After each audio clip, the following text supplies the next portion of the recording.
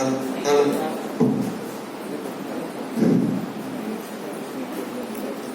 key is no matter what story you tell, the most important thing is you make your buyers, you make your consumers the hero.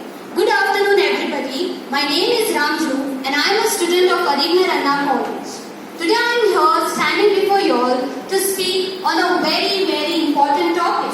The name of my topic is consumer rights, about which all should be aware of. Not only this topic is made out of two words. When you try to break down, you get two components. The first component is consumer and the next component is rights. Let me begin with the definition of who the consumers are. This consumer refers to a person. You can also tell them as a buyer. They go to buy goods, services in order to satisfy their needs, basically for their personal use. Let me give you all an example. Now I go to a shop and I buy certain things like chocolates, like chips or a juice. At the same time I visit a mall and I buy a dress.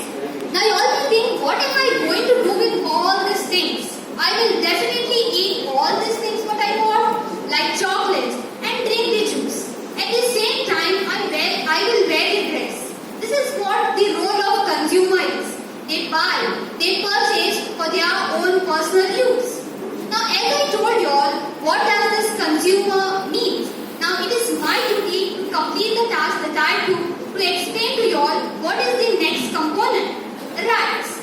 You all may think that the word rights is very simple, but the point to be noted is that though the word is simple, its role, to contrary to what I said, is exactly powerful, is exactly important to each and everybody present here.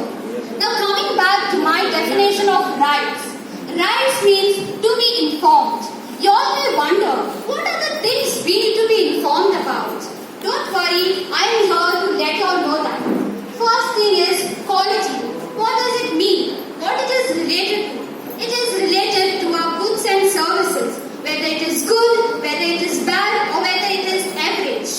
Next one comes our quantity. How much of goods we need. The third one says potency, which means the strength, the power of our goods and services that are being provided to us. The next one says price. It is the most important thing. Lastly, we have got standard, which means the level of goods and services that are being provided for us. After listening to all these things, a question would have appeared into your mind, like why are these rights so necessary? So today I am here for that purpose, to answer to that question. All these rights are necessary so that our consumers can be protected, can be saved from all sorts of unfair trade practices that are carried out in our society. Moving ahead, we have got Consumer Protection Act, which was passed in 1986. It provides us consumer rights.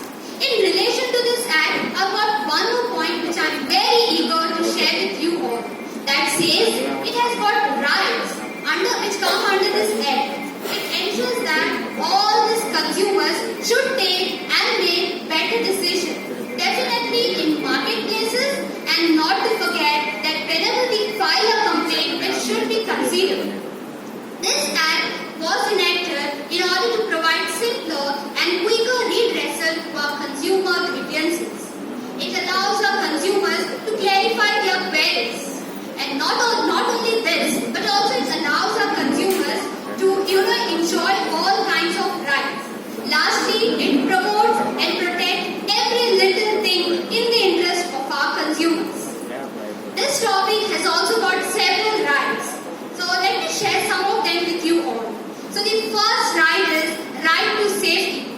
By the word itself, we get to know that this word safety is equal to consumer. Let me tell you one point which all should note down. Like, even if you buy a 1 rupee thing, even if you buy a 1,000 rupee thing, the thing that matters, the thing that we need to consider is safety of whom? Definitely consumers. Let me share an example. I will go to a shop and I am going to buy a 1 rupee chocolate, which is already spoiled. What happens is is that the shopkeeper, with the intention to sell it to earn money, he sold me the chocolate. And what I do is that unknowingly I eat the chocolate. The result is I get a food poison. Though this case is not that severe. What I am trying to say is that in order to prevent, in order to stop from something happening which is very serious, we have got this right that says our consumers are very precious. The next right we have right to choose. By the word itself we get to know it gives us the opportunity to choose, to decide what we want. And if I go to a shop, let me tell you an example. If I go to a shop, if I want one particular thing, the shopkeeper is nobody to tell me what I should buy and what I shouldn't buy. Okay, coming on to my next right that says right to be informed. Whenever you are informed about certain things like quality, like quantity, standard, you will definitely act in two ways. First one is you will be responsible. Second one, you will be effective and precise when you make your decision. As a result, you will be out of the zone, which creates unfair trade practices. The next right, before saying, I will let you know that this is one of my favorite rights. This right is right to consumer education. It tells us that how important education is. Nowadays, if you are not educated, you are nothing. Let me tell you one more interesting fact about this topic. In order to understand the above mentioned rights, you need to be educated. Let me come to my last but not the least right, that says right to seek redressal. If you complain regarding a product and if the shopkeeper is not accepting or not considering to your complaint, you can acquire help, you can approach to higher authorities like consumer organization. Let me name some of them. Voluntary organization, Consumer Eye India, and also People for People, Shakti. So at the end, I would like to say this much only, that it's a very, very beautiful slogan. Learn your rights, sleep well. That's consumption, not to consume you. Jago, grahak jago. I hope my speech turns out to be very effective, very useful to each and everybody present here. Thank you so much.